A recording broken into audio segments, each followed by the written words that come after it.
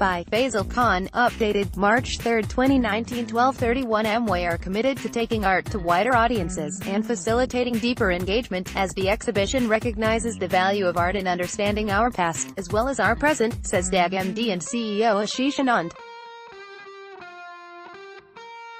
A calendar printed a year before India's independence features Mahatma Gandhi and the day of his arrest in August 1942 after announcing that the British must quit the country. A landscape print of Mysore from late 18th century shows a fort atop a hill, but there is no sign of the war raging between Tipu Sultan and the British. A self-portrait by Kaiser Roy reveals an artist's anger at the Bengal famine of 1943. A solo flute player reflects daily life in the countryside in a 1937 work by Nandalal Bose. The four artworks, which paint a visual narrative of the mood of a nation in the past 3 centuries, are part of a new exhibition, which opened in the national capital in early February. Titled Drishyakala, the exhibition, mounted on the walls of a newly restored former British barrack inside the Red Fort, tells the tale of a rich and diverse land and its people passing through colonial rule. It also celebrates the works of 9 artists pronounced as national treasure by the government in the 80s: Rabindranath Tagore, Abanindranath Tagore, Gaganendranath Tagore, Nandalal Bose, Jamini Roy, Raja Ravi Varma, Amrita Shergill, Sailoz Mukherjee and Russian artist Nicholas Roerich, who lived in India for nearly 2 decades. A collaboration between DAG, formerly Delhi Art Gallery, and the Archaeological Survey of India, the exhibition marks a transformative experience in the viewing of the Red Fort, considered the symbol of India's political power. Artisan has been a part of India's civilizational values. We are committed to taking art to wider audiences, and facilitating deeper engagement, as the exhibition recognizes the value of art in understanding our past, as well as our present, says AMWe and CEO Ashish Anand. Shifting Space Barrack 4 hides as much history as the artworks now adorning its walls. Built by the British Army to house its troops after dethroning Bahadur Shah Zafar in 1857, it is one of 10 such structures inside the Red Fort. After the monument was declared a UNESCO World Heritage Site in 2007, the AMWe launched a massive project to restore the barracks. Drishyakala, on display in the 3-storied building until July 31, starts a new life for the colonial-era structures as museums. The other barracks are already showing exhibitions on Subhas Chandra Bose and the Indian National Army, the Jallianwala Bagh massacre and the 1857 First War of Independence. We wanted to situate the art within the historical context of the Red Fort, says Kishore Singh, head of exhibitions and publications at DAG.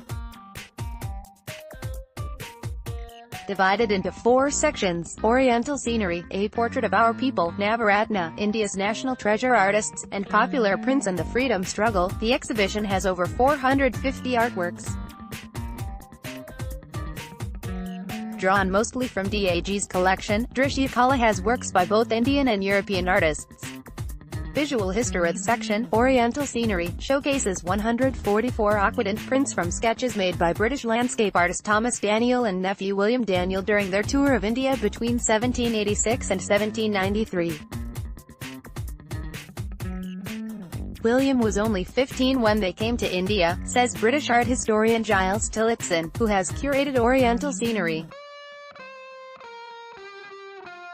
When they returned to London, they made prints of their sketches and published them in 6 volumes. One of the volumes says, however, not by them.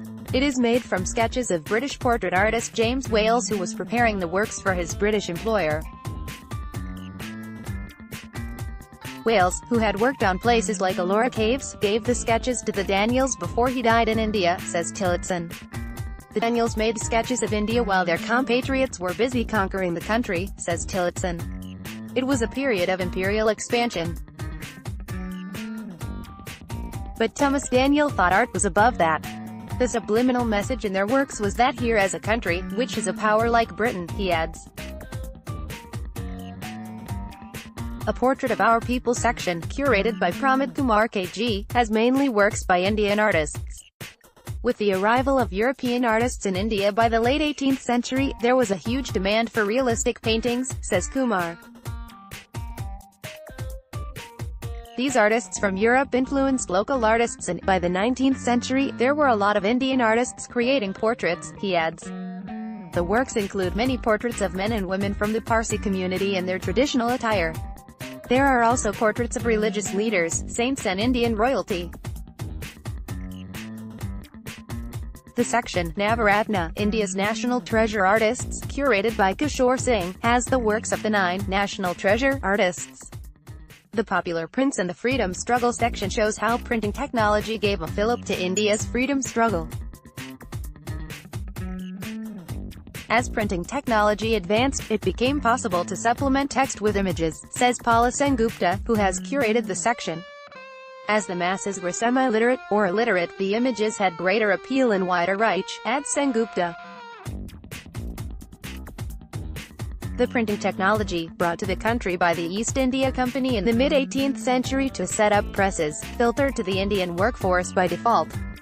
Indians started to set up their own presses and, by the late 18th century, Calcutta had become the hub of printing and publishing in India. Visitors to Red Fort, Delhi, have to buy a separate ticket, (30 from ticket counter, (20 for online ticket to view Drishya Kala). Ticket also allows them entry to the 3 other barracks turned into museums. The author Faizal Khan is a freelancer.